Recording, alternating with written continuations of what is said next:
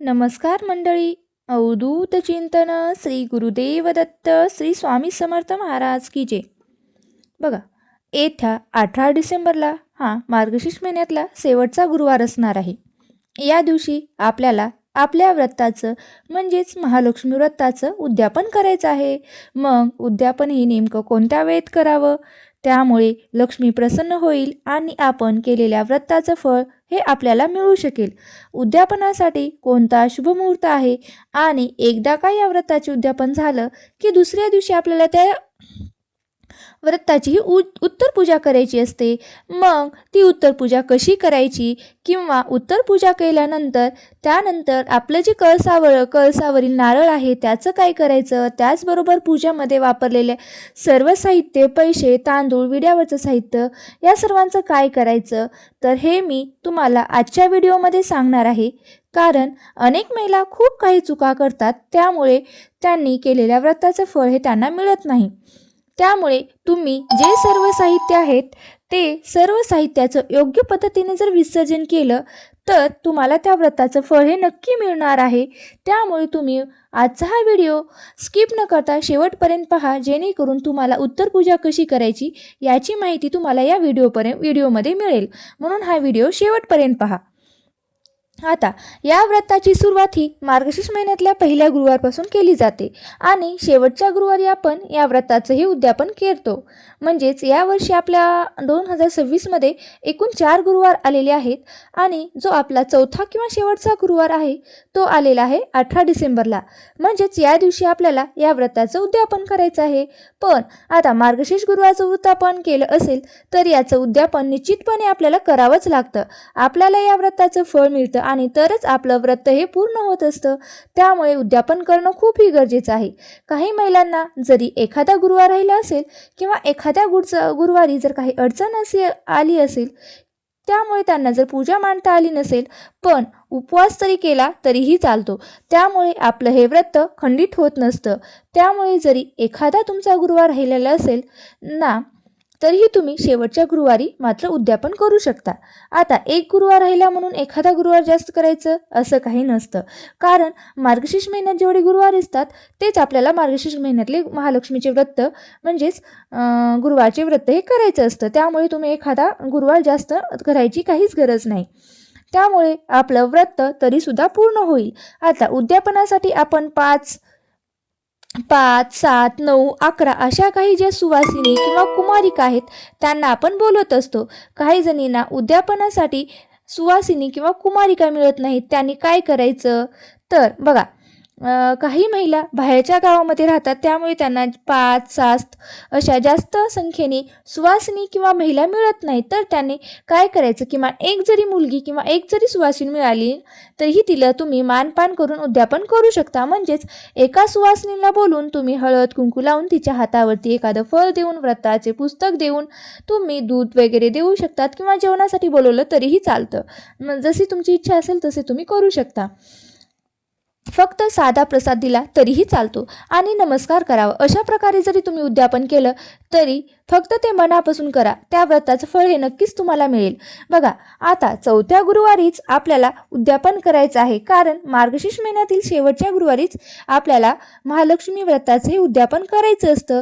आता या व्रतकथेच्या जी आपली व्रतकथेची पुस्तकं असतात त्याच्यामध्ये नियमामध्ये दिलेलं आहे की त्यामुळे शक्य झालं तर चौथ्या गुरुवारीच आपल्याला उद्यापन करायचं आहे. आणि चौथ्या गुरुवारी जर तुम्हाला काही अडचण आली असेल किंवा घरातील किंवा शेजारी महिला असतील तर त्यांच्याकडून तुम्ही त्यांना पूजा मांडायला सांगा, आरती करायला सांगा आणि आलेल्या सुवासिनीला हळद कुंकू, एक एक फळ, व्रत कथेचे पुस्तक त्यांना द्यायला सांगा. उपवास मात्र तुम्ही स्वतः करा. अशा पद्धतीने तुम्ही उद्यापन करू शकता. शेवटी काही तर भावना महत्त्वाची आहे.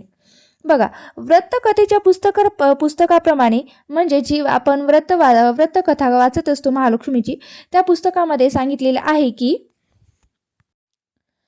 त्या पुस्तकात सांगितल्याप्रमाणेच तुम्ही व्रताचं हे उद्यापन करायचं आहे. तर आता नेमकं उद्यापन कोणत्या वेळेत करायचं, तुम्ही जर पूजा सकाळी मांडली असेल तर किंवा संध्याकाळी किंवा सायंकाळच्या म्हणजे सांज वेळीला जर मांडणार असेल तर आपल्याला हे उद्यापन सायंकाळी करायचं आहे. आपल्याकडे सायंकाळची वेळ म्हणजे सांज वेळ ही खूप महत्त्वाची असते. सुमारे 5 ते 7:30 या वेळामध्ये तुम्ही उद्यापन करू शकता, कारण काळ हा प्रदोष काळसुद्धा म्हणून ओळखला जातो.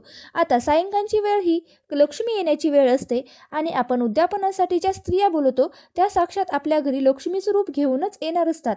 साक्षात आपल्या घरात लक्ष्मीचं आगमन होणार आहे, म्हणून स्त्रियांनी या लक्ष्मी व्रताचं उद्यापन शक्यतो सायंकाळी करावे आणि त्यांचा मानपान करावा.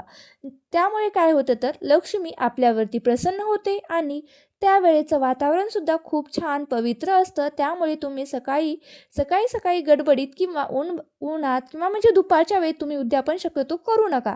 शक्यतो तुम्हाला झालं तर सायंकाळच्या वेळी म्हणजे प्रदोष काळामध्ये अगदी प्रसन्न मनाने आणि आपल्या इच्छेनुसार या व्रताचे तुम्ही उद्यापन करू शकता. त्यावेळी आपल्याला घरातील वातावरण प्रसन्न ठेवायचे आहे. आपलं घर स्वच्छ असणे गरजेचं आहे. घरातील सर्व दरवाजे खिडक्या उघड्या ठेवायच्या आहेत. घरामध्ये भरपूर प्रकाश असू द्यायचा आहे, कारण माता लक्ष्मीचे आगमन आपल्या घरात होणार असते आणि ज्या घरात शांतता आणि विचारामध्ये एकी असते त्या घरामध्ये माता लक्ष्मीचा निवास असतो. त्यामुळे लक्ष्मी येण्याच्या वेळेला किंवा लक्ष्मीला प्रिय असणाऱ्या जर गोष्टी आपण केल्या तर माता लक्ष्मी आपल्या घरामध्ये कायम टिकून राहते. अशा प्रकारे आपल्याला या व्रताचे उद्यापन करायचे आहे. आता पूजा आपल्याला दुसऱ्या दिवशी म्हणजेच जी आपली उत्तर पूजा आहे ती कशी उचलायची आहे तर सकाळी उचलायची आहे. मग दुसऱ्या दिवशी काय करायचं आहे आपल्याला म्हणजे शुक्रवारी सकाळी लवकर उठून अंघोळ करून घ्यायची आहे. देवीपाशी जाऊन दिवा वगैरे लावायचा आहे. देवीची पूजा म्हणजे देवीची उत्तर पूजा करायची आहे. मग उत्तर पूजा कशी करायची आहे. प्रथम सर्व पूजेवरती हळदी कुंकू अक्षता अर्पण करायचे आहेत. नंतर देवीची आरती करायची आहे आणि आपल्या हातून जर कळत नकळतपणे काही जर चूक झाली असेल तर देवीकडे त्यासाठी आपल्याला काय करायचं आहे तर क्षमा प्रार्थना स्तोत्र म्हणायचं आहे. हे देवी तुझे वास्तव असेच माझ्या घरात राहू दे आणि तुमची कृपादृष्टी अशीच माझ्या घरावर सदैव असू दे, अशी मनोभावे देवीला प्रार्थना करायची आहे. किंवा तुम्ही क्षमा प्रार्थना स्तोत्रसुद्धा म्हणू शकता.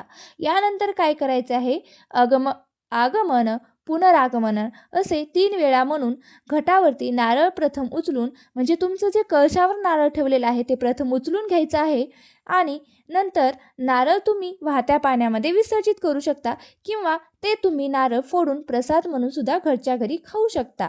जशी तुमच्याकडे पद्धत असेल त्याप्रमाणे तुम्ही खाऊ शकता. बघा, आमच्याकडे तर अशी पद्धत आहे की मार्गशीर्ष महिन्यातील जर 4 गुरुवारचे आपण जे नारळ कळशावरती ठेवतो ते नारळ आम्ही वेळ अमावस्येच्या दिवशी शेतातल्या लक्ष्मीला पूजा करण्यासाठी नेतो आणि ते फोडून तो प्रसाद म्हणून खाऊ शकतो. जशी तुमच्या गावाकडे इच्छा म्हणजे तुमच्याकडे जशी पद्धत आहे त्याप्रमाणे तुम्ही करू शकता. पण बघा, नारळ फोडून प्रसाद खातात, पण लक्षात ठेवा ही चूक मात्र अजिबात करू नका, कारण आपण जेव्हा गुरुवारची पूजा मांडतो तर तो नारळ आपण कळशावरती ठेवलेला असतो आणि त्या नारळाची आपण लक्ष्मी स्वरूप पूजा करत असतो. त्या कळशाला आपण वस्त्र घालत असतो, देवीचा मुखवटा लावत असतो, म्हणजेच साक्षात तर आपण ती नारळाची लक्ष्मी स्वरूप म्हणून पूजा करतो. त्यामुळे नारळ फोडणं हे योग्य वाटत नाही. त्यामुळे तुम्ही शक्यतो नारळाचं विसर्जन करा. पण तुमच्याकडे जशी पद्धत आहे तसं तुम्ही करू शकता किंवा तुम्ही त्याचं वृक्षारोपण सुद्धा करू शकता. मात्र आपण तो लक्ष्मी स्वरूप मानून पूजत असल्याने आपल्याला तो नारळ फोडायचा नाही. पण तुम्ही माझ्याकडे जशी पद्धत आहे तशी मी तुम्हाला सांगितले, तर तुम्ही सांगितल्याप्रमाणे विसर्जन करू शकता किंवा त्याचे एखादं झाड लावू शकता. तसेच कळशातील पाणी हे देखील आपल्याला तुळशीला सोडून इतर झाडांना घालायचं आहे, म्हणजे तुळशीला कळशातील पाणी घालायचं नाही. तसेच थोडी पाणी तुम्ही घरामध्ये देखील शिंपडू शकता. त्यानंतर काय करायचं आहे, त्यानंतर पूजेमध्ये वापरलेले तांदूळ काय करायचे आहेत तर आता आपण पहिल्या गुरुवारपासून ते शेवटच्या गुरुवारपर्यंत प्रत्येक गुरुवारी तेच तांदूळ वापरतो. त्यामुळे बऱ्याचपैकी जर खराब झाले असतील किंवा घरामध्ये वापरण्यासाठी योग्य नसतील तर तुम्ही ते तांदूळ पक्ष्यांना घालू शकतात किंवा एका झाडाच्या बुडापाशी नेऊन ठेवू शकतात, जेणेकरून त्यावरती कुणाचा पाय पडणार नाही. जर चांगले असतील तर त्याची तुम्ही गोड खीर बनवून खाऊ शकतात. बघा, त्याचबरोबर आपण कळशामध्ये एक सुपारी टाकतो आणि विड्यावरती आपण जे काही साहित्य ठेवतो ते सुद्धा तुम्ही विसर्जन करायचं आहे. किंवा तुम्ही पानं, फुलं, विड्यावरचं साहित्य हे जे सर्व आपण झाडाच्या बुडाशी ठेवू शकतात, जेणेकरून ते पूजेच्या साहित्यावरती इतरांचा किंवा आपलाही पाय पडणार नाही. त्यानंतर आपण पूजेमध्ये वापरलेले पैसे म्हणजेच आपण कलशामध्ये ₹1 नाणं टाकतो आणि विड्यावरती पण तुम्ही ठेवलेलं असतं, तर ते पैसे आपण तिजोरीमध्ये ठेवायचे आहेत आणि नंतर दुसऱ्या पूजेसाठी तुम्ही ते वापरू शकतात किंवा यूज करू शकतात. बघा, आता त्याचबरोबर मार्गशीर्ष महिन्यातल्या गुरुवारी आपण जी देवीची ओटी भरतो, म्हणजे आपण जी गुरुवारची पूजा मांडत असतो त्या दिवशी आपण देवीची ओटी भरलेली असते. किंवा काही जणींनी जर भरलेली नसेल किंवा जर तुमचे इच्छेनुसार तुम्ही नारळाची किंवा साडी चोळीची जरी ओटीही भरू शकतात. त्या ओटीवरती आपण आपल्या इच्छेनुसार साहित्य ठेवायचे आहेत. फक्त तांदूळ आणि नारळ ठेवला तरीही चालतं. मग तुम्ही तांदूळ, नारळ किंवा शृंगाराच्या वस्तूही ठेवू शकता. त्यामध्ये वेणी, बांगड्या, पानाचा विडा किंवा तांबूल या गोष्टीसुद्धा तुम्ही ओटी भरू शकतात. तर तुम्ही भरली नसेल तर शेवटच्या गुरुवारी नक्की ओटी भरा आणि भरलेली असेल तर ओटीचं साहित्य काय करायचं असाही प्रश्न बऱ्याच जणांना पडत असतो. तर जे ओटीचं साहित्य असतं चांगलंच वापरा, जेणेकरून आपण जे वापरू शकतो नंतर. किंवा जर तुम्हाला वापरायचं नसेल तर तुम्ही गरजू व्यक्तींना दान करू शकता.